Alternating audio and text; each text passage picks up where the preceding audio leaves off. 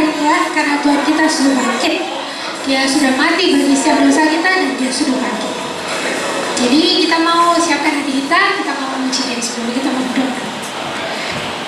Ya Tuhan, terima kasih Tuhan buat kesempatan pagi hari ini kami boleh berkumpul Tuhan. Kami mau ya Tuhan penuhi hati kami dengan sukacita ya Tuhan dari Engkau. Karena kami percaya Tuhan Kau sudah bangkit ya Tuhan. Kau telah mati bagi kami tapi Kau sudah bangkit ya Tuhan. Dan biar kuasa kebangkitan-Mu Tuhan memenuhi setiap hati kami ya Tuhan. Kau juga tolong Tuhan teman-teman kami yang masih dalam perjalanan supaya mereka boleh tiba di tempat ini ya Tuhan. Dan boleh memuji bersama-sama dengan kami. Kami serahkan jalannya acara hari ini ke dalam tangan-Mu. Kami undang hadirat-Mu di tempat ini. Dalam nama Tuhan Yesus. Amin. Oke, kita mau bangkit berdiri. Kita mau siapkan hati kita untuk memuji Tuhan. Sebelumnya kasih kanan atas kanan kiri dulu. Tuhan kita sudah bangkit. Yesus sudah bangkit.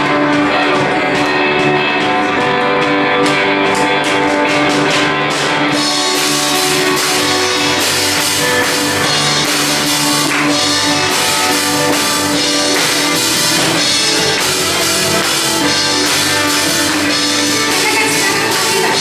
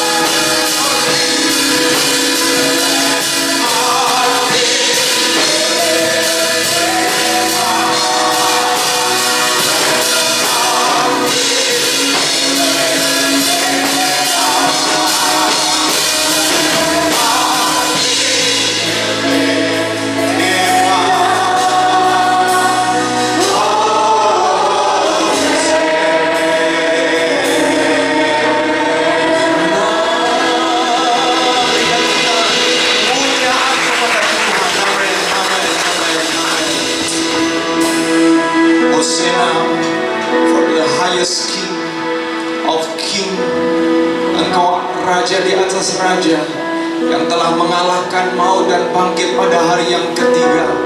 Oh, you are our beautiful Savior, the most beautiful name. Nama yang begitu indah, karena ketika nama itu disebutkan, ada orang-orang yang berseru kepada nama itu dan diselamatkan. Kami mengucap syukur, haleluya. Kami sungguh mengucap syukur hari ini. This is the day that the Lord has made. Karena Engkau telah menjadikan hari ini bagi setiap kami, untuk kami boleh bersama-sama celebrate, merayakan kebangkitan-Mu ya Tuhan. Terima kasih ya Tuhan. Kami mengucap syukur. Dan kiranya Tuhan, Engkau bertahta di atas setiap pujian kami. Demikian juga ketika firman Tuhan ditamburkan, Engkau juga menyatakan hadirat-Mu ya Roh Kudus. Haleluya. Dalam nama Yesus kami bersyukur. Amin, amin. Silakan duduk kembali. Haleluya, haleluya. Puji Tuhan. Pagi hari ini kita akan dilayani oleh Pak Kunchoro, hamba Tuhan yang kita sudah kenal bersama-sama. Dan saya lupa bagaimana pertama kali kenal dengan Pak Kun ya. Saya somehow iya, karena sesungguhnya ya seperti kita, bagaimana ada saya juga coba mau recall bagaimana bisa pada akhirnya kemudian berkenalan ya, karena somehow anyway, saya ingat satu kali kami COVID ya, pada waktu COVID, lalu saya dan Pak Kun ini janjian ketemu di McD ya. Janjian ketemu di McD waktu itu di Maijen Sumpono, karena lagi ngobrol tentang satu pelayanan begitu, ngobrol-ngobrol, dan itu COVID masih baru-baru terjadi ya. Jadi kita nggak terlalu kenal COVID kayak gimana, dan saya ingat kami breakfast di situ, dan ada anak SMA batuk berat dan beringus berat begitu, ada di dekat kami, lalu kami ngobrol, jangan-jangan dia COVID gitu ya. Dan saya dan Pak Kun masih melanjutkan obrolan, dan puji Tuhan sampai hari ini saya tidak kena COVID, tapi Pak Kun akhirnya kena COVID juga ya beberapa waktu yang lalu. Anyway, kita berkenalan dengan baik, dan saya bersyukur saya merasa tidak sendirian ketika saya ada di Surabaya ini. Ada orang-orang yang kemudian mengasihi Tuhan dan terus melayani Tuhan di dalam bidang misi, dan saya sangat treasure our friendship dengan Pak Kun, dan saya percaya bahwa Tuhan ada rencana yang indah buat ini semua. Demikian juga untuk saudara-saudara. Mari kita akan sambut rekan kita, hamba Tuhan Pak Kun. Mari silakan.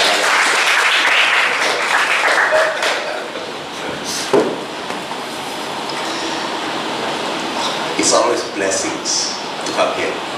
Aku suka cita sekali dari sejak awal berjumpa dengan sebuah gereja yang penuh dengan wajah-wajah muda itu. Keren banget. Keren banget.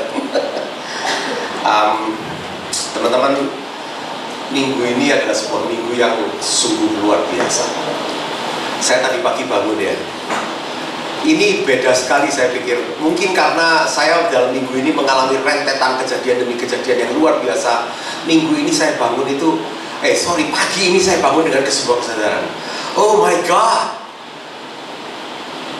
Yesus bangun dari kematian hari ini.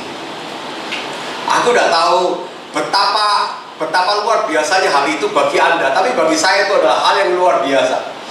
Adalah hal yang luar biasa karena Yesus itu bangkit pada hari ini. Saya sharing sedikit ya. Kemarin itu saya menghabiskan waktu hampir 1 hari, dimulai dari CW ke Pakun Mall sini sampai sore hari. Saya bersama dengan tiga orang profesional muda, pengusaha farmasi, seorang apoteker, seorang dosen, ya lucu, dosen departemen bahasa Inggris tapi mengajar bahasa Arab dan bahasa Prancis. Terus kemudian yang ketiga adalah asisten guru untuk sebuah sekolah SMA. 3 orang ini datang dari Mesir. Luar biasa sekali. Salah satu dari mereka berkata, entah kenapa Tuhan meletakkan di hati saya itu untuk Indonesia, dan saya berdoa untuk Indonesia 8 tahun, dan ini adalah kali pertama saya diizinkan Tuhan untuk di Indonesia. Dan dia sedang bergumul karena belum pulang sudah rencana mau balik ke Indonesia lagi. Luar biasanya. Mungkin kalau bayangan kita ya, ini adalah orang yang kalau orang di Timur Tengah gitu gelap-gelap itu, ini orangnya putih kayak bule gitu Pak. Luar biasa sekali. Mendengarkan kesaksian dari orang-orang yang jadi kita lucu. Anda tahu saya duduk itu saya mendengarkan mereka itu ya. Kalau mereka ngomong di antara satu dengan yang lain, wah kita kayak manusia asing gitu. Kenapa? Karena mereka ngomongnya bahasa Arab. Cepat lagi. Saya heran deh. Gak ngerti apa-apa deh. Dan kemudian lucu ketika mereka bicara gitu ya. Mereka itu dari waktu ke waktu itu mengucapkan kalimat itu, mereka menjelaskan ekspresi mereka dalam bahasa Arab, dan bahkan ada satu dari antara mereka itu hafal Quran. Dan dia langsung bisa mengucapkan kata-kata itu. Tetapi dia adalah sesama kita, anak Tuhan, dan ketemu orang yang beda bangsa, beda budaya, tapi sesatu roh di dalam Kristus. Itu kayak saudara yang dan ini bukan pengalaman pertama saya mengalami hal seperti demikian. Saya pernah satu kali duduk di sebuah konferensi internasional. Saya tahu itu yang datang itu kurang lebih 60 dari 60 negara. Kami duduk baru kenal, seakan-akan kami sudah tahu puluhan tahun. Itu luar biasa indahnya roh di dalam Kristus itu. Oh haleluya. Teman-teman, saya tahu bahwa kita seharusnya membaca dari Yohanes pasal 15. Tapi izinkan saya untuk membacakan terlebih dahulu apa yang harus kita ingat hari ini. 1990 tahun yang lalu, sebuah sejarah terjadi. Dunia ini, sejarah dunia dibagi dua. Dibagi dunia oleh adanya dia atau tidak adanya dia. Sebelum dia ada dikatakan bahwa itu adalah before the common era. Before the common era, BCE. Dan sesudah adanya dia, the common era atau Anno Domini, AD, the year of our Lord. Yohanes pasal 20. Pada hari pertama minggu itu, pagi-pagi benar ketika hari masih gelap, pergilah Maria Magdalena ke kubur itu, dan ia melihat bahwa batu telah diambil dari kubur. Ia berlari-lari mendapatkan Simon Petrus dan murid yang lain yang dikasihi Yesus, dan berkata kepada mereka, Tuhan telah diambil orang dari kuburnya, dan kami tidak tahu di mana ia diletakkan. Maka berangkatlah Petrus dan murid yang lain itu ke kubur. Keduanya berlari bersama-sama, tetapi murid yang lain itu berlari lebih cepat daripada Petrus, sehingga lebih dahulu sampai di kubur. Ia menjenguk ke dalam, melihat kain kafan terletak di tanah, akan tetapi ia tidak masuk ke dalam. Maka datanglah Simon Petrus, juga menyusul dia dan masuk ke dalam kubur itu. Ia melihat kain kafan terletak di tanah, sedangkan kain peluh yang tadinya ada di kepala Yesus tidak terletak dekat kain kafan itu, tetapi agak di samping di tempat yang lain, dan sudah tergulung. Perhatikan baik-baik. Bila seseorang menceritakan cerita, cuma cerita, dia tidak akan menceritakan detail seperti ini. Apa sih artinya kain kafan di tanah? Apa sih artinya kain peluh yang ada di kepala? Mengapa itu diletakkan di mana? Di mana itu bisa ketemu? Catatan seperti ini menunjukkan kepada kita, orang yang menceritakannya, dia ada di sana, dia menyaksikan sendiri, sehingga dia bisa menceritakan secara detail hal yang begitu tidak signifikan. Ya. Maka masuklah juga murid yang lain yang lebih dahulu sampai di kubur itu, dan ia melihatnya dan percaya. Sebab selama itu mereka belum mengerti isi kitab suci yang mengatakan bahwa ia harus bangkit dari antara orang mati. Lalu pulanglah kedua murid itu ke rumah. Tetapi Maria berdiri dekat kubur itu dan menangis. Sambil menangis ia menjenguk ke dalam kubur, dan tampaklah olehnya dua orang malaikat berpakaian putih, yang seorang duduk di sebelah kepala dan yang lain di sebelah kaki di tempat mayat Yesus terbaring. Kata malaikat-malaikat itu kepadanya, Ibu, mengapa engkau menangis? Jawab Maria kepada mereka, Tuhanku telah diambil orang, dan aku tidak tahu di mana ia diletakkan. Sesudah berkata demikian, ia menoleh ke belakang dan melihat Yesus berdiri di situ, tetapi ia tidak tahu bahwa itu adalah Yesus. Kata Yesus kepadanya, Ibu, mengapa engkau menangis? siapakah yang kau cari? Maria menyangka orang itu adalah penunggu taman, lalu berkata kepadanya, Tuan, jikalau Tuan yang mengambil dia, katakanlah kepadaku di mana Tuan meletakkan dia, supaya aku dapat mengambilnya. Kata Yesus kepadanya, Maria. Maria berpaling dan berkata kepadanya dalam bahasa Ibrani, Raboni, yang artinya guru. Bentakan itu membuat Maria tiba-tiba tersadar, dan dia sadar, yang di depannya ini adalah Tuhan Yesus. Ketika hari sudah malam pada hari pertama minggu itu, berkumpullah murid-murid Yesus di suatu tempat dengan pintu-pintu yang terkunci, karena mereka takut kepada orang-orang Yahudi. Pada waktu itu datanglah Yesus dan berdiri di tengah-tengah mereka dan berkata, damai sejahtera bagimu. Dan sesudah berkata demikian, ia menunjukkan tangannya dan lambungnya kepada mereka. Murid-murid itu bersuka cita ketika mereka melihat Tuhan. Maka kata Yesus sekali lagi, damai sejahtera bagimu. Sama seperti Bapa mengutus aku, demikian juga sekarang aku mengutus kamu. Dan sesudah berkata demikian, ia menghembusi mereka dan berkata, terimalah Roh Kudus. Wonderful, wonderful story. Wonderful story. Anda masih ingat lagu? Sebab dia hidup, ada hari esok. Sebab dia hidup, ku tak gentar, karena ku tahu dia pegang hari esok. Hidup jadi berarti sebab dia hidup. Lagu itu, itu luar biasa sekali.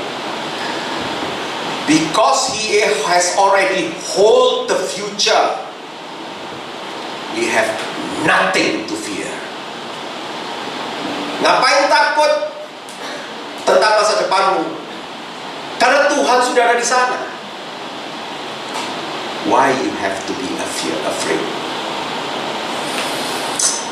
Ayat yang seharusnya kita pelajari hari ini adalah sebuah kalimat yang sangat indah sekali dari Yohanes pasal 15 ayat 13. Tidak ada kasih yang lebih besar daripada kasih seorang yang memberikan nyawanya untuk sahabat-sahabatnya. Kamu adalah sahabatku jikalau kamu berbuat apa yang kuperintahkan kepadamu. Tidak ada kasih yang lebih besar daripada kasih seseorang yang memberikan nyawanya untuk sahabat-sahabatnya. Bila saya merenungkan ayat ini, saya tiba-tiba teringat. Teman-teman pernah nggak ya melihat film-film perang ya? Siapa yang belum pernah melihat film perang? Tolong angkat tangan. Ini semua ada daya tangan, berarti Anda pernah melihat nonton film perang ya. Salah satu dari adegan paling favorit di dalam film-film perang karya Hollywood itu seringkali dimunculkan peristiwa ketika prajurit itu sedang menembak di dalam tempat perlindungan mereka. Tiba-tiba dari musuh itu ada yang melemparkan granat. Anda tahu granat?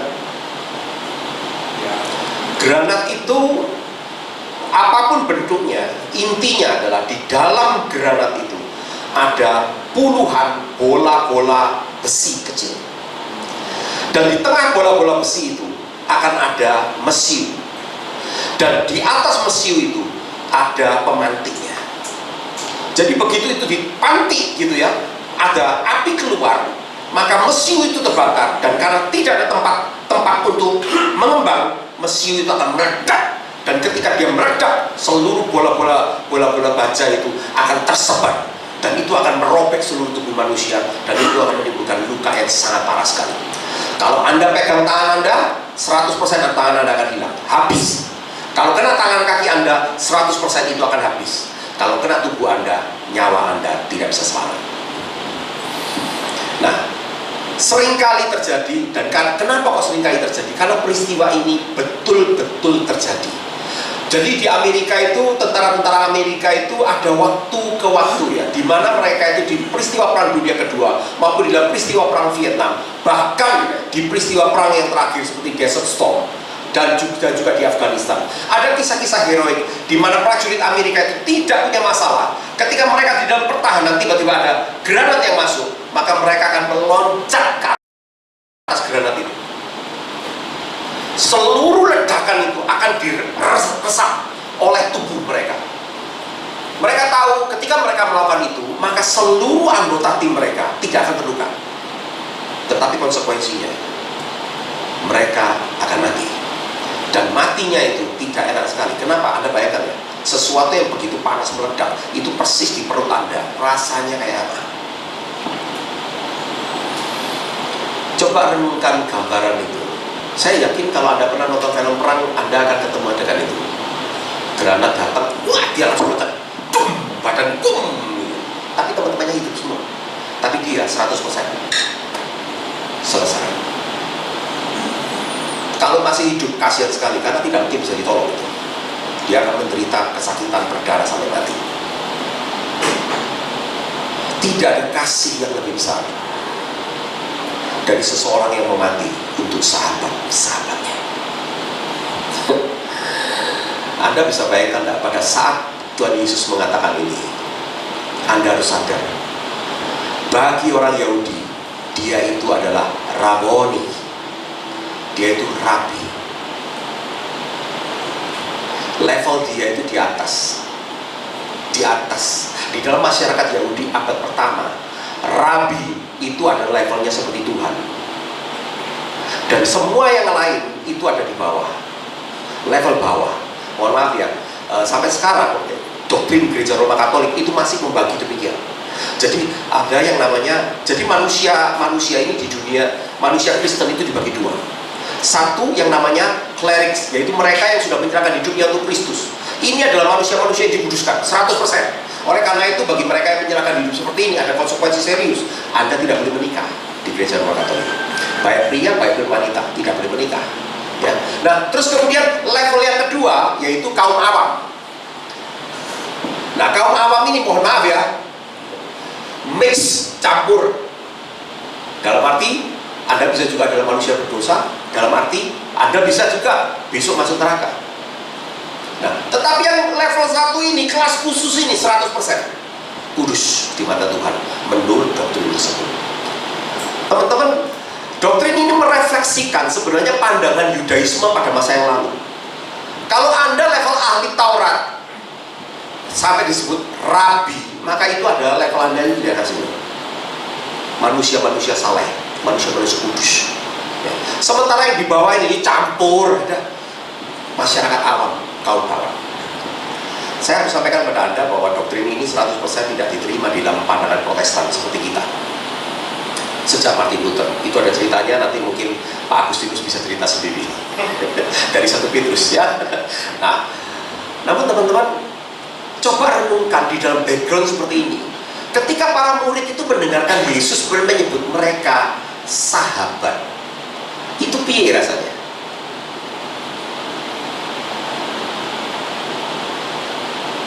Ayat ini adalah ayat yang kalau saya boleh ngomong pernah menyelamatkan iman saya. Kamu adalah sahabatku.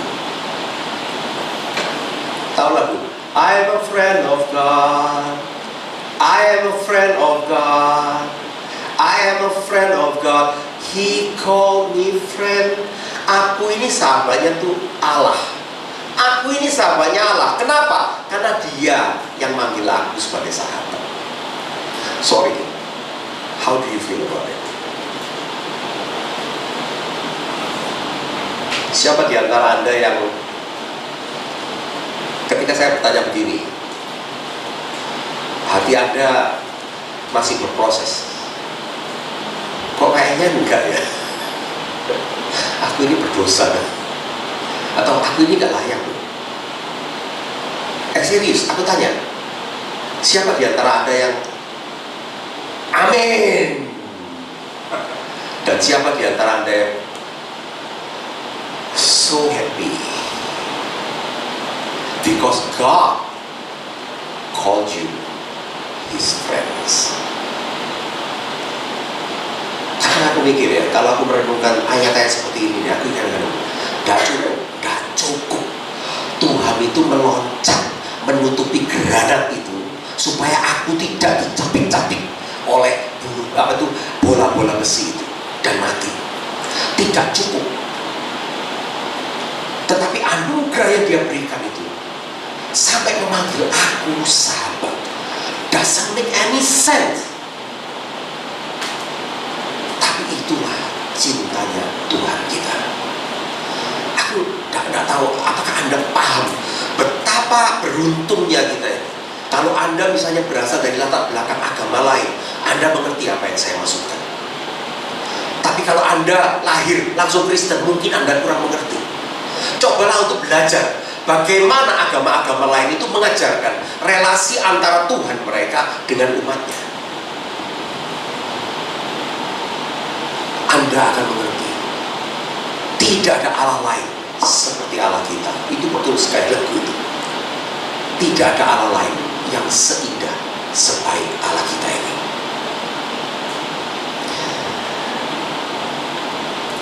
Sabtu kemarin saya lagi malam gitu, malam hari itu lagi nonton film. Tiba-tiba saya ditelepon oleh paman saya. Kun, kamu dengar gak kalau paman saya yang lainnya meninggal? Oh, enggak dengar tuh. Kamu tahu dari mana? Iya, aku baru ditelepon. Hah? Masalahnya paman saya yang satu ini, dia itu orang yang kena polio sehingga cacat, jadi lumpuh. Dan dia itu hidupnya susah sekali karena hidup di dalam penderitaan. Dalam artian dimulai dari kemiskinan. Jadi sudah miskin kena lumpuh. Dia menjadi orang yang sangat keras sekali, tapi luar biasa. Dia berjumpa dengan Tuhan Yesus. Ketika dia berjumpa dengan Tuhan Yesus itu menjadi seluruh hidupnya dia. Oh, dia gila mencari firman Tuhan. Dia gila mencari membaca firman Tuhan, mencari mendengarkan khotbah-khotbah dari hamba-hamba Tuhan yang baik. Dia gila. Jadi meskipun dia cacat, dia akan rela naik bemo, minta kendaraan, antar, ojek dan segala macam. Pokoknya dia mencari firman Tuhan. Dan firman Tuhan itu menjadi inspirasi hidupnya. Anda tahu dari orang miskin, dia tidak sekolah aja orang tuanya tidak bisa bayar dia sampai selesai. Anda tahu yang dilakukan? Dia bisa otodidak belajar sendiri untuk jadi ahli elektronik. Terus di rumahnya, rumah orang miskin di gang yang kecil itu sampai menjadi tempat reparasi berbagai macam peralatan elektronik zaman dahulu ya Pak ya, kan masih mahal. Sampai orang itu harus antri kalau mau reparasi alat elektronik dia. Masalahnya paman saya ini berarti buat saya kenapa? Karena dia adalah manusia, dia dalam tanda kutip memaksa saya untuk mengikuti sebuah retreat. Dan di retreat itulah saya menyerahkan hidup saya kepada Kristus pada saat usia saya 16 tahun. Kalau bukan karena cacatnya dia, saya tidak akan mau dengarkan permintaan dia. Tetapi ketika dia datang di depan rumah saya, dia sampai tidak mau masuk rumah saya. Dia tuh bersender di sepeda motor yang dia minta orang antar. Terus dia bilang, Kun, kamu pernah janji kamu akan pergi retreat. Dan saya melihat orang cacat ini sampai mengejar saya ke rumah saya tidak tega. Saya bilang, oke, aku pergi. Malam pertama aku di retreat itu, aku menyerahkan hidupku kepada Kristus. Dan inilah aku berdiri di sini di depan Anda semua. Luar biasa sekali. Dan ketika tiba-tiba saya dengar dia meninggal, wow, everything gone out the window. Saya langsung saya pergi coba-coba. Ternyata dia itu jenazahnya masih baru dikeluarkan dari kamar. Jadi istrinya itu ngomong sama aku, Kun, ini tidak terduga. Mereka tidak punya anak. Tidak terduga. Kenapa? Ini biasa. Dia itu memang sudah tua ya. Dan kemudian dia itu cek ke rumah sakit. Ini sudah 2 bulan, 3 bulan cek rumah sakit seperti ini, nggak masalah. Hari ini juga sama. Cek ke rumah sakit dan kemudian sama dokter disuruh transfusi darah dan ngomong sama aku gini loh. Tiba-tiba dia terus dulu. Aku bilang, kamu jangan godain aku. Koma. Jadi ngomong sama istrinya gini loh. Tiba-tiba istrinya kan stres. Kamu jangan godain aku gitu. Masuk koma. Jam 5. Jam 6 dokter nyatakan meninggal. That's it. Anda tahu anak-anak orang-orang di dalam Tuhan itu ya, Kalau meninggal itu cepat, gak stres ya. Saya punya kenalan dokter hebat ini, dokter di belakang ini, di dekat di patung Merlion itu, luar biasa. Malam rapat KKR pagi hari, pasien ketok pintu, oke, dia bangun, dilayani 2 pasien. Habis dilayani 2 pasien, dia intercom istrinya, aku sekalian ya tak olahraga. Keluar dia dari rumah, tiba-tiba sudah lewat 1 jam itu, pembantu itu teriak-teriak. Istrinya yang ngomong sama saya, ngapain pembantu pagi-pagi teriak-teriak? Tetangga kan marah, dibentak pembantunya ngomong, Tuan tidur di depan pagar, lu orangnya gede besar gitu tidur di depan pagar. Anda bisa bayangkan kayak apa? Ini ternyata meninggal. Kalau orang benar dipanggil Tuhan, itu enak sekali ya. Anda tahu yang daerah siapa? Yang ditinggal. Stres. Teman-teman, ketika di dalam masa kesedihan seperti itu, dan kami shock seperti itu, saya diminta untuk menyampaikan kalimat penghiburan. Saya mau bercerita ini kepada Anda ya, supaya Anda tahu pengharapan macam apa yang menjadi milik kita karena Yesus Kristus bangkit hari ini 1990 tahun yang lalu. Oke, mau dengar? Sebab ini bagian ini ya, saya 50 tahun jadi orang Kristen, 30 tahun jadi orang Kristen, saya 30 tahun jadi orang Kristen. Ayat ini jarang dibicarakan. Makanya sekarang saya mau kasih tahu, mau nggak tahu apa yang akan terjadi pada kita? Yakin? Bacanya rada panjang gitu. Ya udah, terlanjur mengangguk ya saya kasih aja. 1 Korintus pasal yang ke-15. Saya akan membacakan dari ayat yang ke-12. Teman-teman yang sama ada buka Alkitab, silakan Anda ikut baca. Yang pengen dengarkan baik-baik, karena ini adalah sesuatu yang sudah diungkapkan oleh firman Tuhan. Ini akan terjadi pada Anda dan saya yang percaya kepada Kristus. 1 Korintus 15, saya akan membacakan dari ayat yang ke-12. Jadi bila mana kami beritakan bahwa Kristus dibangkitkan dari antara orang mati, bagaimana mungkin ada di antara kamu yang mengatakan bahwa tidak ada kebangkitan orang mati? Kalau tidak ada kebangkitan orang mati, maka Kristus juga tidak dibangkitkan.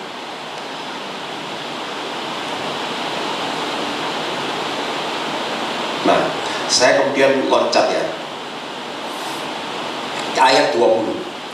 Tetapi yang benar ialah bahwa Kristus telah dibangkitkan dari antara orang mati sebagai yang sulung, yang pertama dari orang-orang yang telah meninggal. Dia adalah yang pertama kali dibangkitkan. Oke? Sama seperti maut datang kepada satu orang, sama seperti maut datang karena satu manusia, demikian pula juga kebangkitan orang mati datang karena satu orang manusia itu sama. Dosa datang ke dunia karena Adam, maka oleh karena Kristus kita juga akan menerima kehidupan karena satu manusia. Saya pernah dengar ada khotbah yang mencoba untuk menolak Injil dan berkata bahwa mana mungkin seluruh manusia ini diselamatkan hanya karena satu orang. Itu tidak logis. Alkitab sudah jawab, logis dan adil. Kenapa? Karena kematian kita semua datang karena kegagalan satu manusia, yaitu Adam. Oleh karena itu, karena satu manusia pula, maka kita bisa ditebus pada keselamatan. Itulah keadilan dari Tuhan. Fair. Karena sama seperti semua orang mati dalam persekutuan dengan Adam, demikian pula semua orang akan dihidupkan kembali dalam persekutuan dengan Kristus. Semua orang akan dihidupkan kembali dalam persekutuan dengan Kristus. Tetapi tiap-tiap orang menurut urutannya. Kristus sebagai buah sulung, sesudah itu mereka yang menjadi miliknya pada waktu kedatangannya. Kemudian tiba kesudahannya, yaitu bila mana ia menyerahkan kerajaan kepada Allah Bapa, sesudah ia membinasakan segala pemerintahan, kekuasaan dan kekuatan. Karena ia harus memegang pemerintahan sebagai raja sampai Allah meletakkan semua musuhnya di bawah kakinya. Musuh yang terakhir yang dibinasakan ialah maut. Ketika semua musuh yang menentang kehendak Bapa ini, yang menentang pemerintahan Allah ini akan dihancurkan, diremukkan oleh pemerintahan Kristus. Sesudah itu selesai, maka Kristus akan mengembalikan sebuah kemuliaan ini kepada Bapa. Nah, ini supaya mungkin ada di antara Anda yang dalam teologi ya, mungkin Anda bertanya, di mana peran antara Bapa, Anak, dan Roh Kudus? Di sini sudah dijelaskan. Saya akan melanjutkan berikutnya. Ayat 35. Tetapi mungkin ada orang yang bertanya, bagaimanakah orang mati dibangkitkan? Dengan tubuh apakah mereka akan datang kembali? Yang ini adalah bagian sangat menarik sekali. Hai orang bodoh, apa yang engkau sendiri taburkan tidak akan tumbuh dan hidup kalau ia tidak mati dahulu. Dan yang engkau taburkan bukanlah tubuh tanaman yang akan tumbuh, tetapi biji yang tidak berkulit, umpamanya biji gandum atau biji lain. Kita menginginkan pohon apel, ya, maka pohon apel itu tidak tampil di dalam wujud pohonnya, kita menanam di dalam wujud bibitnya, benihnya. Nah, antara benih pohon apel dengan pohon apelnya sendiri itu beda bentuk. Nah, pahami tanggal ini adalah logika, ilustrasi yang diberikan kepada kita supaya kita paham antara tubuh yang kita sekarang miliki dengan tubuh kebangkitan kita ini akan terjadi beda wujud. Oleh karena itu ilustrasinya seperti itu. Kita kepingin punya pohon apel, tapi untuk memulai pohon apel dimulai dari benihnya. Benih itu kapasitasnya, kemampuannya, wujudnya akan berbeda dengan pohonnya. Kita harus memahami tentang hal ini terlebih dahulu. Tetapi Allah memberikan kepadanya suatu tubuh seperti yang dikehendakinya. Ia memberikan kepada tiap-tiap biji tubuhnya sendiri. Bukan semua daging sama. Daging manusia lain daripada daging binatang, lain daripada daging burung, lain daripada daging ikan. Ada tubuh surgawi dan ada tubuh duniawi. Tetapi kemuliaan tubuh surgawi lain daripada kemuliaan tubuh duniawi. Luar biasa sekali. Apakah Anda tadi mendengarkan cerita bagaimana Tuhan Yesus tiba-tiba muncul di depan para muridnya pada malam hari tadi? Anda perhatikan nggak? Detail sangat penting sekali. Orang-orang percaya itu berkumpul di dalam sebuah rumah dan semua pintu dikunci. Karena mereka takut kepada orang-orang Yahudi. Jendela dikunci, pintu dikunci. Dan apa yang terjadi? Tiba-tiba Tuhan Yesus muncul di tengah-tengah mereka. Saudara-saudara sekalian, ada di antara Anda yang akan ngomong, loh ini ya Pak ya, kayak film setan ya Pak ya, tiba-tiba fing gitu, asap muncul gitu. Perhatikan baik-baik, Tuhan Yesus dengan sengaja, kalau kita membaca Alkitab, di dalam peristiwa penampakan dia kembali sesudah kematian dan kebangkitannya, Tuhan Yesus selalu sengaja minta makan. Dan dia akan makan di depan para rasul itu. Ini adalah tubuh yang berbeda. Kalau dia hanya terdiri dari roh seperti diajarkan oleh aliran gnostisisme, maka dia tidak akan makan makanan yang bersifat seperti yang kita makan hari ini. Tetapi fakta bahwa Tuhan bisa makan makanan itu, tetapi pada saat yang sama dia tidak diberhentikan oleh tembok, pintu, daun jendela. Itu menunjukkan bahwa tubuh yang dia miliki itu tubuh yang tidak sama dibandingkan dengan tubuh yang kita miliki hari ini. Ini sudah dijelaskan di dalam 1 Korintus pasal 15 yang barusan kita baca ini. Ayat ke-41.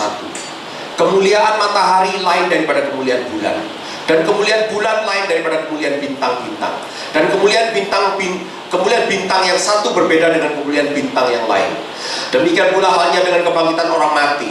Ditaburkan dalam kebinasaan, dibangkitkan dalam ketidakbinasaan. Ditaburkan dalam kehinaan, dibangkitkan dalam kemuliaan. Ditaburkan dalam kelemahan, dibangkitkan dalam kekuatan. Yang ditaburkan adalah tubuh alamiah, yang dibangkitkan adalah tubuh rohania. Jika ada tubuh alamiah, maka ada pula tubuh rohania. Ayat 46. Tetapi yang mula-mula datang bukanlah yang rohania, tetapi yang alamiah. Kemudian barulah datang yang rohania.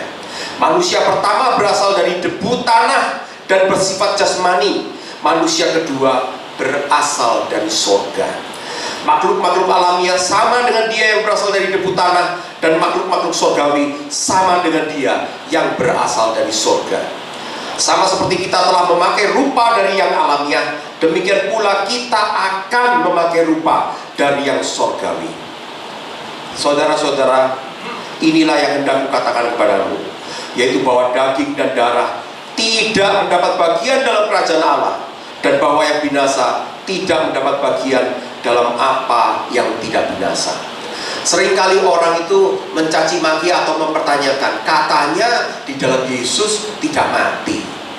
Tapi kenapa orang-orang Kristen yang ada di dalam Yesus, bahkan hamba-hamba Tuhan yang besar, yang Tuhan meneguhkan kesaksian mereka dengan berbagai tanda dan mujizat, mereka mati? Orang-orang itu tidak membaca apa yang sudah diungkapkan, dinyatakan, diceritakan oleh firman Tuhan mengenai bagaimana prosesnya. Karena tubuh kita ini berasal dari darah dan daging. Tubuh kita ini datang dari debu tanah. Maka yang dari debu tanah tidak bisa bersatu dengan yang datang dari surga. Ini harus dilepaskan terlebih dahulu. Kemah tempat tinggal kita ini harus dibongkar terlebih dahulu. Dan karena kita sudah dibongkar, maka kita akan bisa menerima kemah yang baru, tubuh yang baru. Yang dari debu akan kembali ke debu, tetapi yang dari surga itu akan datang dan diberikan kepada kita sebuah tubuh yang baru. Oleh karena itulah, saudara-saudaraku, kalau kita suatu hari nanti kita berpegang pada janji Tuhan Yesus, karena dia hidup, dia bangkit daripada kematian, maka kita pun akan bangkit dan hidup. Maka saudara-saudara, ingat tentang hal ini. Engkau tidak perlu takut akan kematian. Justru kematian itu adalah sebuah pertanda bahwa tubuhmu ini sudah waktunya untuk dibuang dan binasa. Kepadamu akan diberikan tubuh yang baru. Perhatikan ayat ini, 51. Sesungguhnya aku menyatakan kepadamu suatu rahasia. Senang gak? Senang gak? Kalau ketemu teman kita, aku kasih tahu kamu rahasia. Wanna hear? Ini sudah ngantuk atau gimana sih? Wanna hear nah? Great secret. Ini soalnya kalian ini yakin deh, kalian ini masih jauh dari ujung situ. Kalau sudah dekat, ya cepet. Saya sebentar lagi mau berangkat. Nah teman-teman, sesungguhnya aku menyatakan kepadamu suatu rahasia. Kita tidak akan mati semuanya, tetapi kita semuanya akan dirubah. Ini saya tidak mengajarkan doktrin mulia. Saya ini cuma bacakan Alkitab apa adanya. Siapa di antara Anda yang mau bantu membuka Yohanes pasal 11? Ayo, Yohanes pasal 11.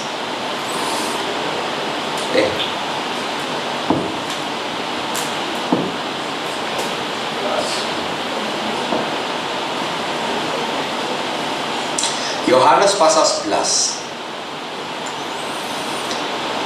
Tolong bacakan ayat 25 sampai 26. Ayo dong, salah satu dong. Silakan. Ayat 11:25. Jawab Yesus, akulah kebangkitan dan hidup. Barang siapa percaya kepadaku, ia akan hidup walaupun ia sudah mati. Dan setiap orang yang hidup dan yang percaya kepadaku tidak akan mati selama-lamanya. Percayakah kau akan hal ini? Wow.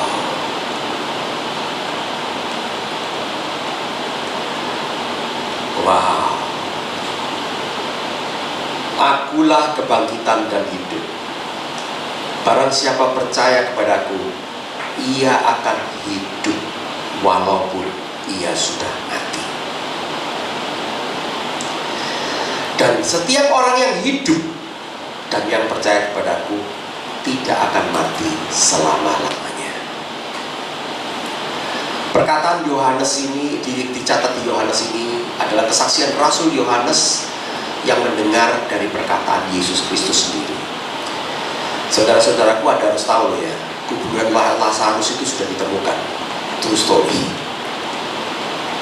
Jadi kuburan Lazarus itu sudah ditemukan. Dari mana kita tahu kuburan Lazarus itu ditemukan? Karena ada tulisannya. Inilah kuburan Lazarus yang dibangkitkan oleh Yesus. Jadi di boxnya dia, di ossuary dia.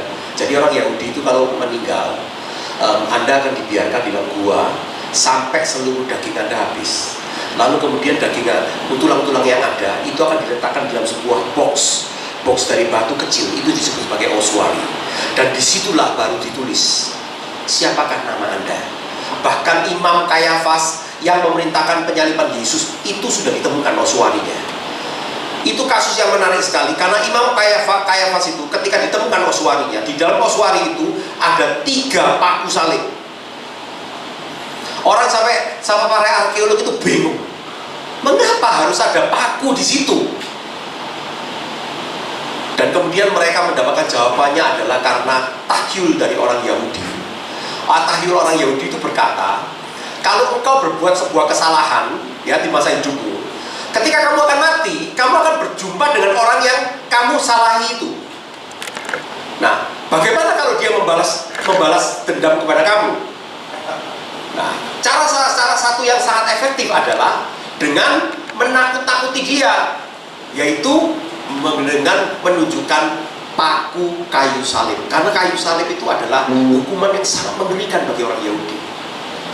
Nah, jadi adalah lucu sekali ketika ditemukan, inilah imam besar Kayafas itu di carbon dating, dia usianya itu adalah datang dari awal abad Masehi, dan di peti matinya dia itu ada 3 kayu salib.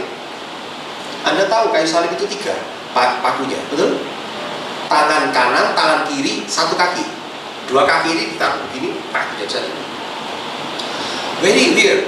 Nah teman-teman perhatikan baik-baik. Saya kepingin kembali kepada Yohanes pasal 25 ini. Apakah Yesus berkata ya atau Yesus berkata bohong?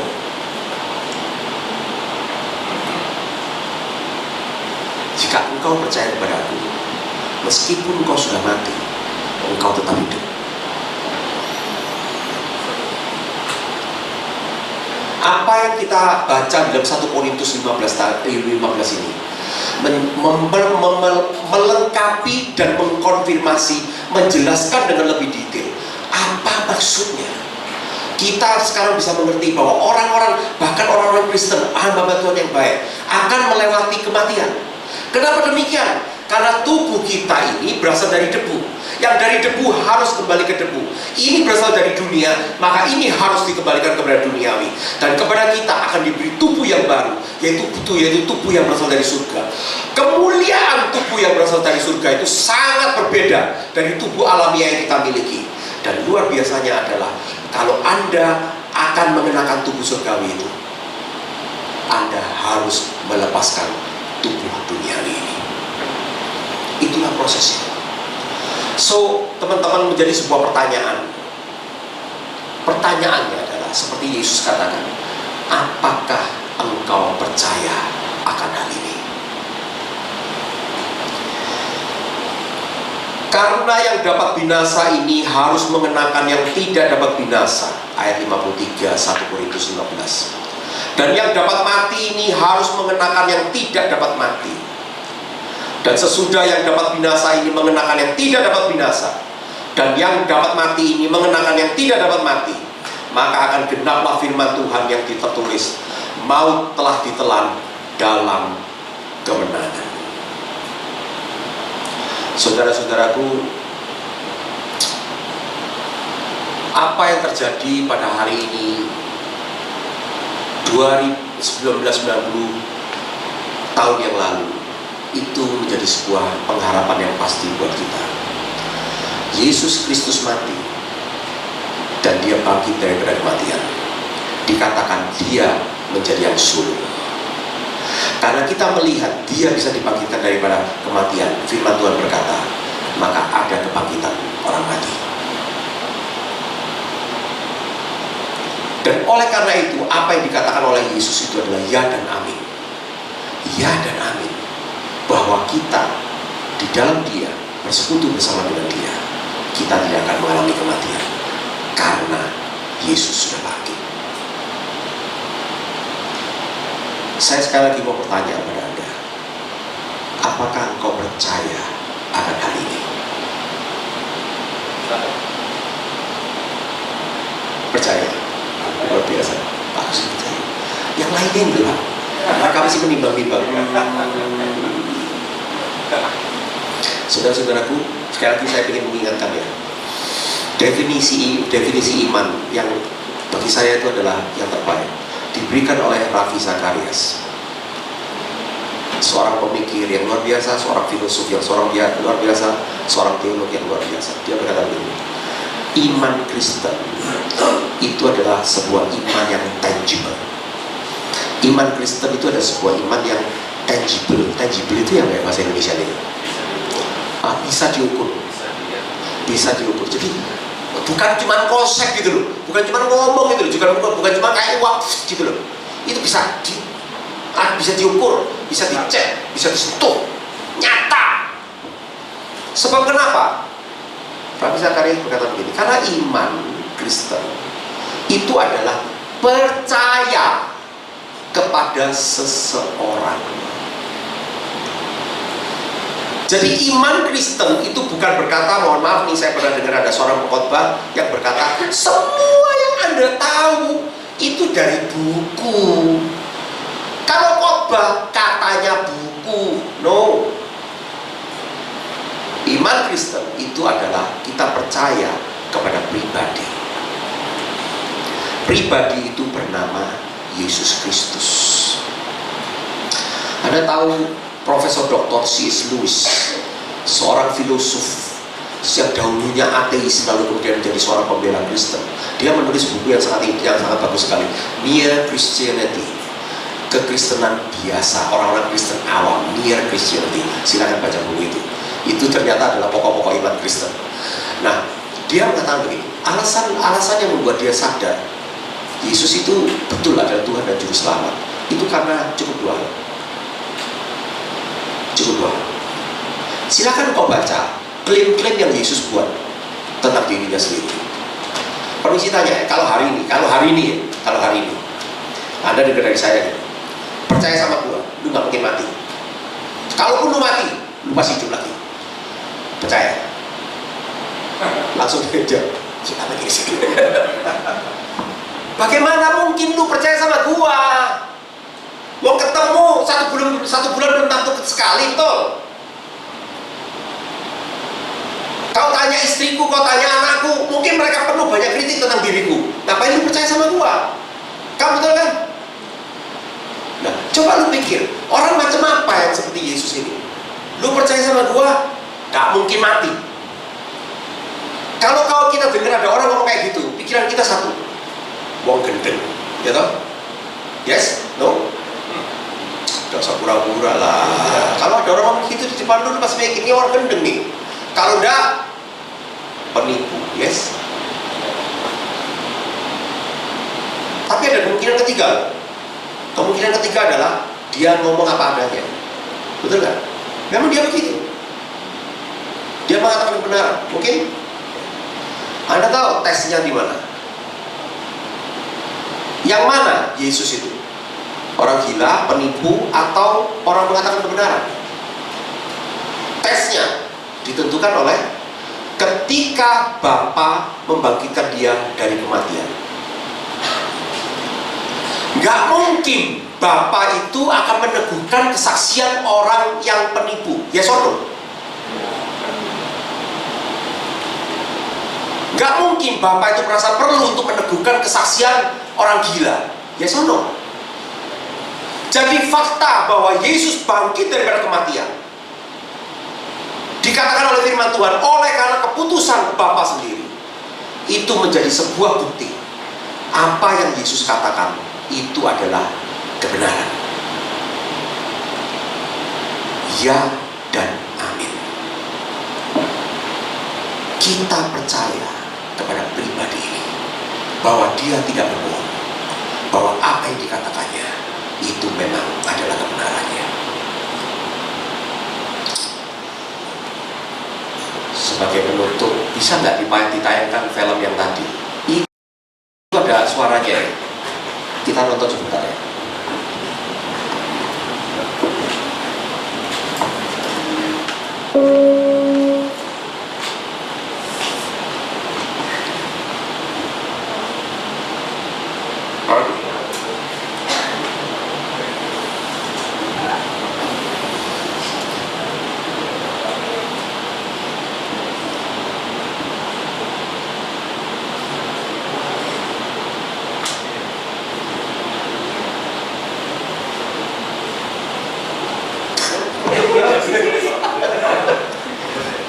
Suki.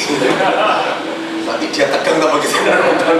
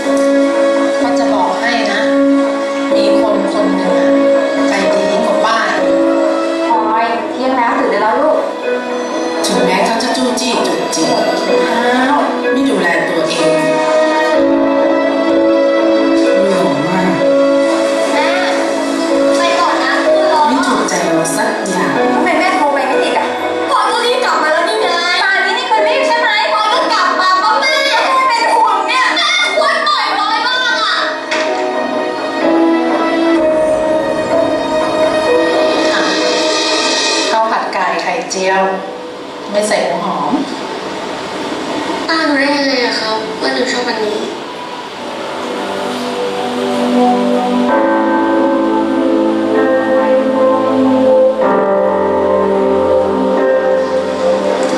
คุณนะคะ เคยเห็นเด็กผู้หญิงคนนี้ไหมคะ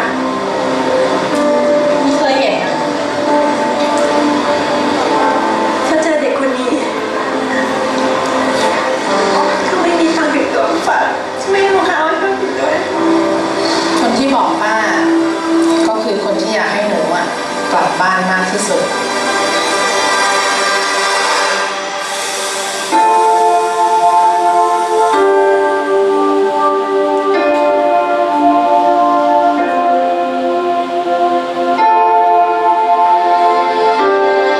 รงนี้ลูกสาวกำลังจะสอบแต่อยากให้แกคิดก่อน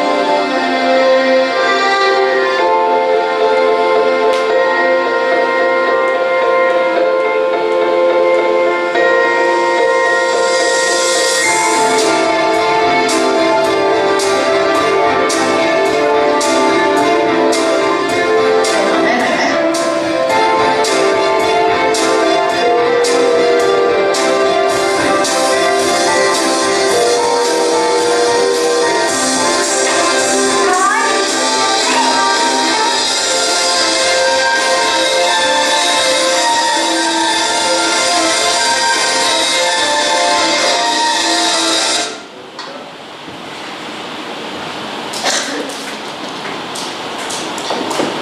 Sampai sekarang saya melihat film ini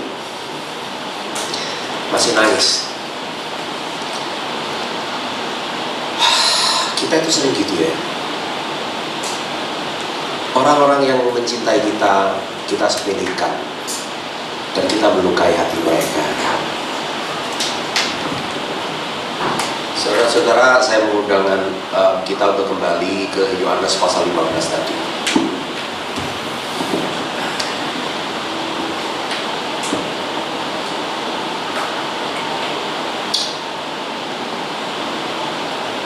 Sebenarnya tadi ayat yang kita baca itu ayat 13, tidak ada kasih yang lebih besar daripada kasih seorang yang memberikan nyawanya untuk sahabat-sahabatnya.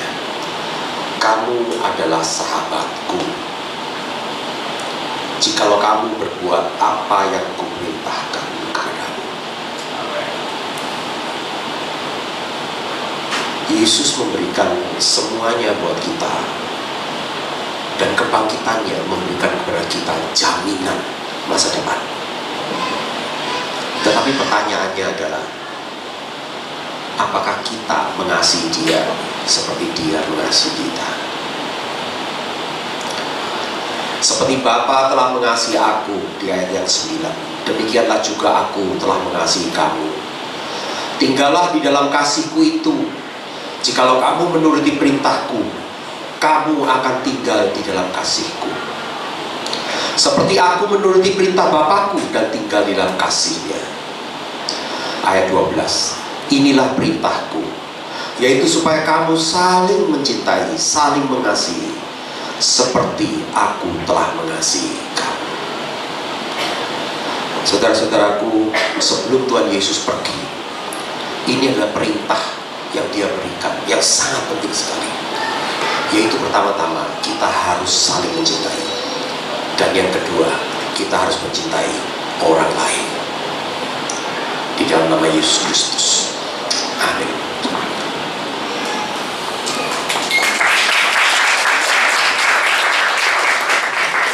Puji Tuhan, mari kita berdoa untuk firman Tuhan yang sudah disampaikan.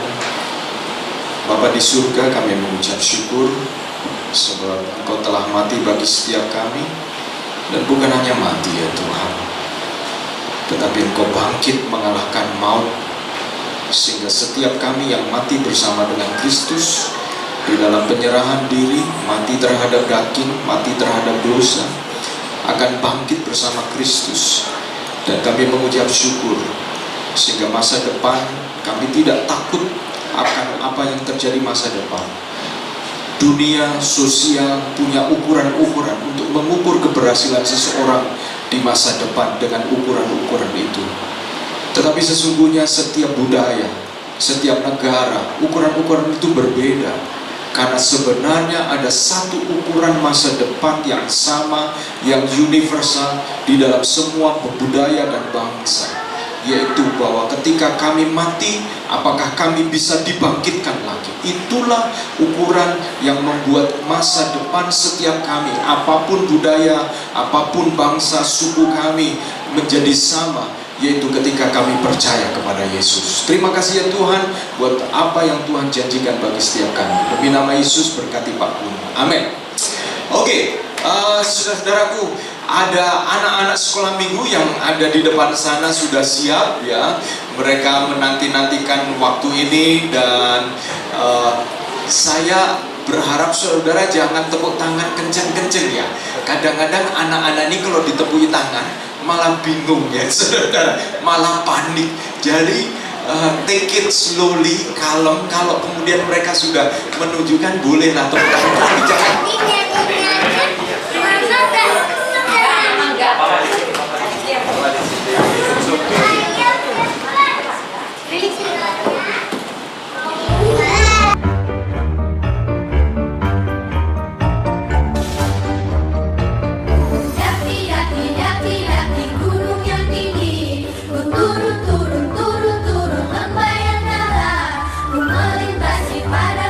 hijau terbentang, Yesus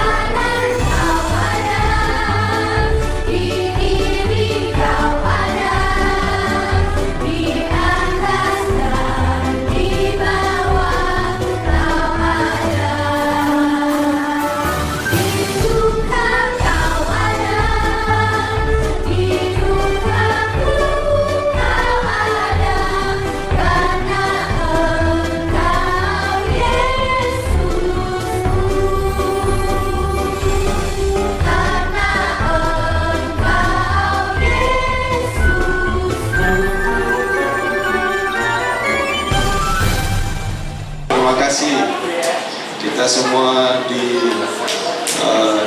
dihiburkan oleh mereka. Mari kita bangkit berdiri, saudara-saudara. Saya mengajak kita bersukacita bersama-sama. Ada satu pujian, He's Alive, ya. Saya mengajak kita bersukacita. Mengapa? Dari firman Tuhan, saudara-saudara. Kemarin saya mendengar juga sebuah kabar duka cita karena dosen saya yang kira-kira tanggal 7 Maret yang lalu istrinya meninggal dunia. Ya, 7 Maret yang lalu istrinya meninggal dunia karena satu penyakit kanker begitu. Dan lalu berapa hari, 3 hari kemudian suaminya itu dirawat di rumah sakit dan harus operasi empedu, ya.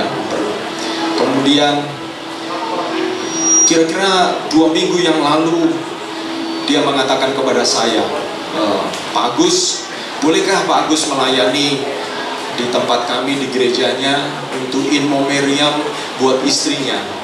Lalu dia mengatakan, ini karena istri saya itu sering menyebut-nyebut Pak Agus salah satu muridnya dan dia bangga sehingga dia mengatakan saya mau Pak Agus yang menyampaikan firman Tuhan. Saya tidak bisa menolak sekalipun sebenarnya jadwalnya itu hari Minggu depan tanggal 16. Jadi tanggal 16 jam 9 pagi saya sudah siap melayani di Pondok Chandra sana, oleh karena saya merasa itu adalah permintaan dari sang suami.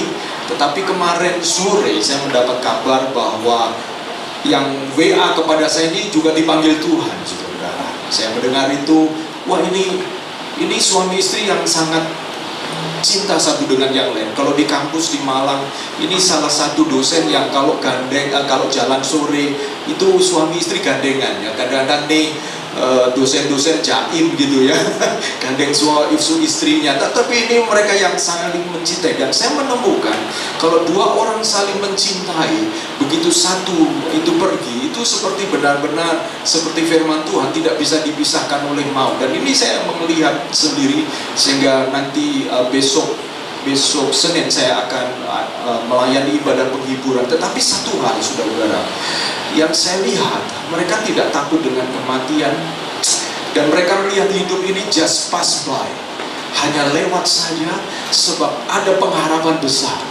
Yesus yang sudah bangkit. Saudara dan saya, kita percaya kepada Yesus yang bangkit, sehingga hidup kita di dalam hidup ini adalah masa di mana kita berbuat. That's all. Kita berbuah, saudara-saudara. Maka antusias apa yang Tuhan percayakan kepada saudara-saudara, lakukan sungguh-sungguh seperti untuk Tuhan, sebagaimana kita berbuah. Kita nyanyikan pujian ini, He's Alive. Dia hidup bagi setiap kita. Haleluya. Amin. Oh, haleluya.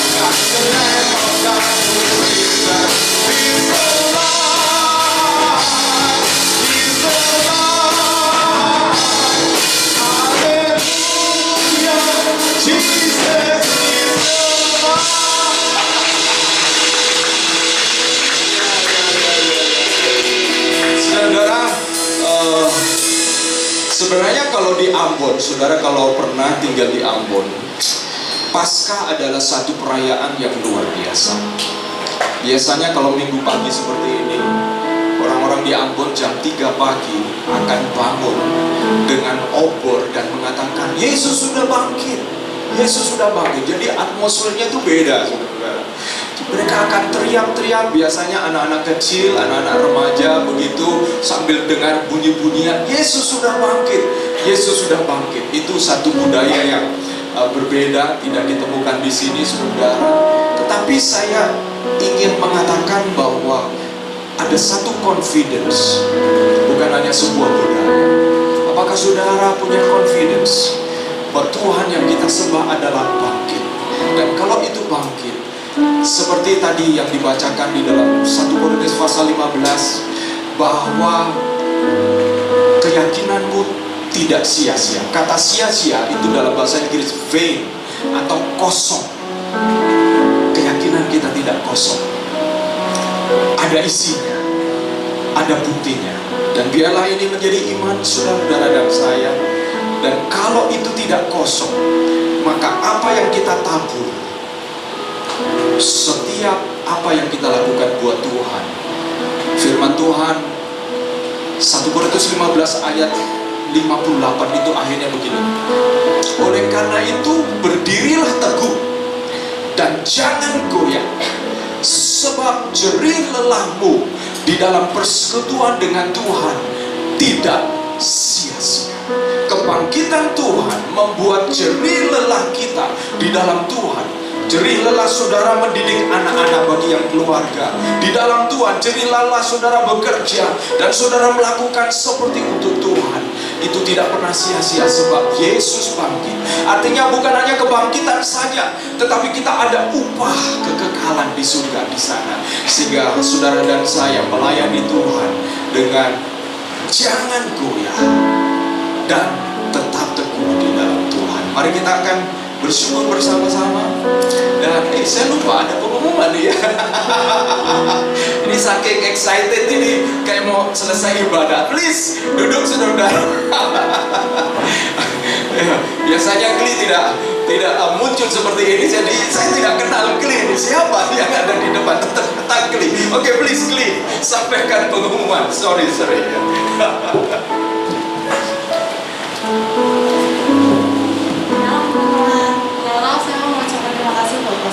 Buat firman yang luar biasa sekali, terima kasih banyak. Sekarang tiba saatnya kita akan memberikan kesempatan. Kalau saudara kita mau berdoa bersama, teman-teman mari kita berdoa. Tuhan, kami mengucap syukur ya Tuhan, buat firman yang Tuhan berikan kepada kami melalui pastor pencahaya ya Tuhan. Tuhan, kami percaya Tuhan bahwa Engkau sedang berbicara kepada setiap kami ya Tuhan melalui pastor pencahaya ya Tuhan. Kami percaya Tuhan, dan kami tahu ya Tuhan bahwa Engkau sedang menyampaikan pesan-pesan dan Engkau ingin kami benar-benar memaknai arti kebangkitan dan benar-benar memaknai pesan-pesan yang Kau sampaikan kepada kami ya Tuhan. Tuhan, kami mencoba mengucap syukur ya Tuhan atas apa yang Kau berikan dan apa yang Kau bicara kepada kami ya Tuhan. Tuhan, biar berkatlah semuanya yang akan kami berikan ya Tuhan. Dalam semua yang kami berikan ini berguna bagi pekerjaan Tuhan. Terima kasih Tuhan, dalam nama Tuhan kami mengucap syukur. Ya, amin. Buat teman-teman yang ingin memberikan persembahan bisa diberikan melalui via transfer ke rekening Indonesia kita yang sudah tertera dan juga yang ada di depan kursi mungkin ada yang ditempel. Ya, sambil teman-teman memberikan persembahan, saya akan membacakan beberapa pengumuman. Pertama-tama, slide-nya bisa didapatkan dulu persembahan. Pertama-tama saya mau welcome buat semua teman-teman yang baru pertama kali hadir, welcome ke SAF, dan juga buat teman-teman yang sudah hadir, terima kasih buat kehadirannya. Terutama untuk teman-teman yang sudah online, terima kasih banyak. Saya juga menyapa teman-teman yang join secara online. Jangan lupa minggu depan kita masih ada ibadah di tempat ini jam 10 pagi. Jadi ibadah kita setiap hari Minggu jam 10 pagi. Okay. Lalu hari Selasa kita akan ada Moment of Restoration online. Kami mengundang teman-teman yang tergerak untuk berdoa berdoa bersama, kita bisa bersatu hati untuk berdoa bersama di forum online ini setiap hari Selasa jam 7:30. Di hari Kamis kita kan ada KTB komunitas bersama. Kita juga mau mengajak teman-teman mungkin yang belum join KTB bisa join KTB kita. KTB kita ada di Liga 4, yaitu KTB Barat Bersatu, KTB Barat 2, dan KTB 3. Untuk info lengkapnya bisa kontak teman-teman kita yang sudah join KTB. Dan di hari Jumat ada KTB mahasiswa. Jadi buat teman-teman yang mungkin merasa lebih masih belajar atau merasa pengen lebih nyambung gitu ya sama teman-teman yang mungkin masih belajar juga, bisa join di KTB mahasiswa kita setiap hari Jumat jam 6 di tempat ini. Dan yang terakhir ada teman kita yang berulang tahun tapi hari ini nggak datang, yaitu ada Alex nggak datang hari ini. Tapi nanti kita doakan aja bersama. Oke, sekian pengumuman, saya kembalikan kepada Pak Agus.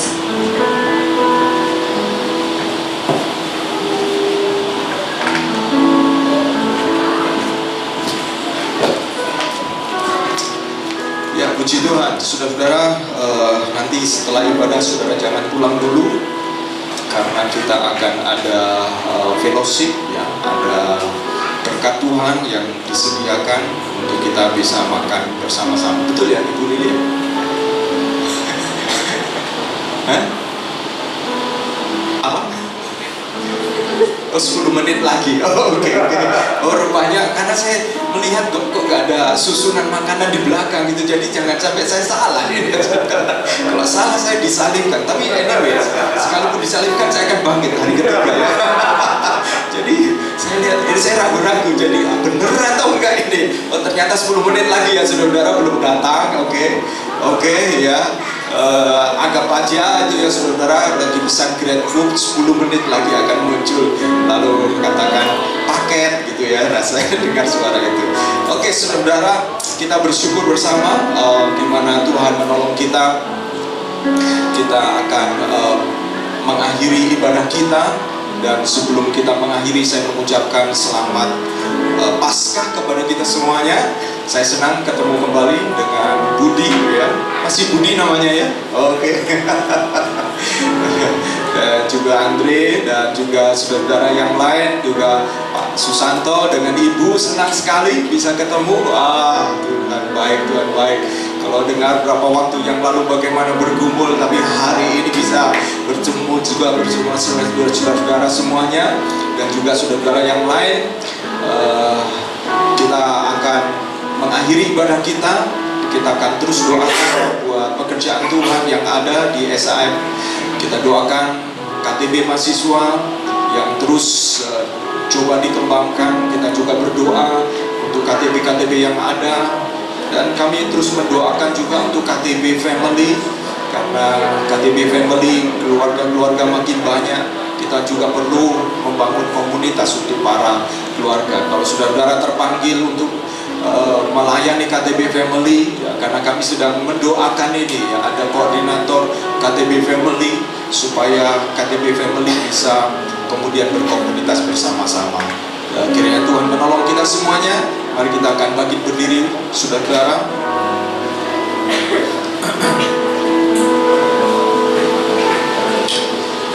Kita akan berdoa bersama-sama dan doakan bangsa dan negara kita, karena tahun depan akan ada pemilu. Kiranya bangsa dan negara kita ada dalam perlindungan Tuhan, kondisi yang baik. Berapa waktu tadi malam ada makan dinner ulang tahun, mendengar orang-orang yang mau menikah ini, saya katanya biaya pernikahan naik berapa kali lipat gitu ya. Jadi saya bilang ya mungkin salah mengunjungi wedding fair-nya kali ya. Sekarang katanya waduh, mendengar itu tuh jadi saya juga prihatin. Yang saya menikah, saya bilang kalau saya di SAM saya encourage untuk yang wedding ini simple aja. Saya bilang simple, lebih baik uangnya ditabung. Saya bilang gitu ya. Tapi nggak tahu ada jemaat SAM yang berani nggak sebulan. Tapi saya tantang, saya encourage, nggak apa-apa, diberkati, kasih makan siang, setelah itu selesai bubar. Tapi nggak tahu orang tua mau nggak gitu ya. Tapi saya bilang saya akan sampaikan pesan di SAM. Mungkin saya sangat bangga buat jemaat-jemaat yang waktu COVID apapun yang terjadi tetap nikah, dalam lingkup yang kecil, it's okay. Itu ada kebanggaan khusus ya, sehingga saya memberanikan untuk tetap melayani, karena saya ingin juga ada budaya Kristiani, ada budaya yang acceptance. Kan kita punya acceptance di sini, no judgment, punya trust gitu. Itu juga harus muncul di dalam bentuk-bentuk budaya-budaya yang kadang-kadang menurut saya itu membuat pressure, uang dihambur-hamburkan demikian rupa yang kadang-kadang orang nggak ingat makan apa sesudah wedding itu, saudara. Dan kemudian bahkan kalau dalam bulan yang sama ada beberapa wedding, you cannot tell, saudara tidak bisa mengatakan, bahkan mungkin makanan yang sama berulang-ulang saudara makan sehingga saudara merasa padahal itu sangat-sangat mahal. Saya dorong saudara yang belum menikah, ambil langkah iman untuk saudara, buang hal-hal yang membuat social pressure dan ini menjadikan apa yang menurut saya tidak terlalu worth it untuk dilakukan. Ya itu saudara, mari kita akan akhiri bersama-sama, kita berdoa. Haleluya. Bapa, kami mengucap syukur ya Tuhan, Engkau Tuhan yang baik. Engkau sudah menolong kami untuk kami bersama-sama memperingati kematian-Mu dan hari ini memperingati kebangkitan-Mu. Buat setiap kami Tuhan, hamba-Mu berdoa sebagaimana firman Tuhan yang disampaikan bahwa kami percaya bukan hanya percaya kepada sebuah ide, sebuah kebenaran yang itu adalah hanya pengetahuan, tetapi Engkau sendiri mengatakan, akulah kebenaran itu sendiri, akulah jalan dan kebenaran. Jadi kami percaya kepada pribadi, dan kebenaran itulah yang membebaskan kami, dan itu sebabnya kami mengucap syukur ketika kami memperingati Engkau sebagai pribadi yang bangkit. Maka fakta-fakta kebangkitan-Mu itu adalah kebenaran yang membebaskan kami. Kami mau berdoa kalau ada di antara jemaat-Mu yang sakit, biarlah kuasa kebangkitan-Mu menyatakan kuasa mujizat-Mu, kuasa kesembuhan. Kami juga berdoa apabila ada keluarga-keluarga yang sedang ada di dalam beban-beban berat, mungkin oleh karena pekerjaan, oleh anak, oleh apapun juga. Mari ya Tuhan, kami mengusahakan jalan keluar yang terbaik, tetapi jangan sampai kami lupa bahwa kalau Yesus sudah bangkit bagi kami, maka Yesus adalah pribadi yang layak kepadanya untuk kami datang dan meminta pertolongan kepadamu.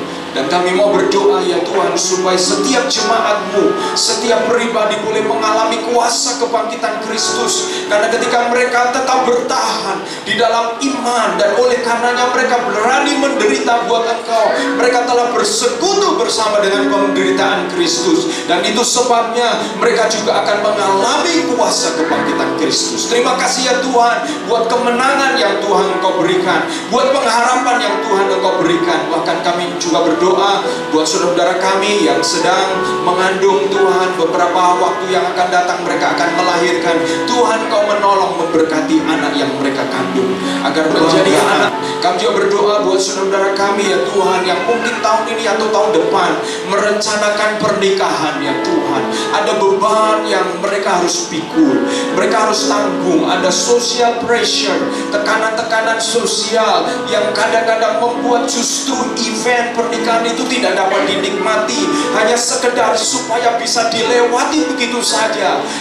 Dan karena begitu masifnya social pressure, tekanan sosial, sehingga kadang-kadang kami, mereka-mereka yang menikah tidak benar-benar menikmati momen pernikahan itu. Kami berdoa, hamba-Mu berdoa supaya ada satu budaya yang kuat untuk dapat menghargai momen itu dengan tetap fokus melakukan pernikahan, dan terutama mereka melakukannya dengan kesederhanaan ya Tuhan. Mungkin itu sesuatu yang tidak mudah, tetapi hamba-Mu berdoa akan ada budaya yang baik ya Tuhan, sehingga Tuhan kami tidak diperbudak oleh nama baik, oleh tekanan-tekanan hubungan sosial, tetapi justru kami belajar untuk berpadan dengan apa yang ada, sebagaimana firman Tuhan mengajarkan kepada kami. Kami juga berdoa buat setiap umat-Mu yang hadir. Kiranya Tuhan Engkau berkati anak-anak yang sudah perform.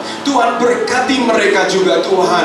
Dan juga umat Tuhan, jemaat-Mu yang hadir pada minggu ini, Tuhan Engkau berkati. Pak Kun yang sudah melayani, Kau berkati seluruh jemaat-Mu, WL, singer, semua yang melayani, semua yang terlibat pelayanan. Tuhan juga memberkati. Buat ajar kami untuk tetap setia menantikan kehadiran kedatangan Kristus yang kedua dengan mempersiapkan diri sungguh-sungguh. Terima kasih Tuhan, kami mengucap syukur. Saudara-saudaraku yang kekasih, angkatlah tanganmu dan terimalah berkat Tuhan. Tuhan menyinari engkau dengan wajah-Nya dan memberikan engkau damai sejahtera, menghadapkan wajah-Nya kepadamu dan memberikan engkau sukacita untuk tetap berharap kepada Tuhan, sehingga engkau sadar dan engkau mengalami apabila engkau menghadapi tekanan-tekanan kesengsaraan. Percayalah bahwa kesengsaraan akan mendatangkan ketekunan. Ketekunan akan mendatangkan tahan uji. Tahan uji akan mendatangkan pengharapan. Dan pengharapan di dalam Tuhan itu tidak pernah mengecewakan. Diberkatilah keluargamu, diberkatilah rumah tanggamu, diberkatilah studimu, diberkatilah pekerjaanmu, diberkatilah apa yang kau rancangkan di dalam pengandalan kepada Tuhan.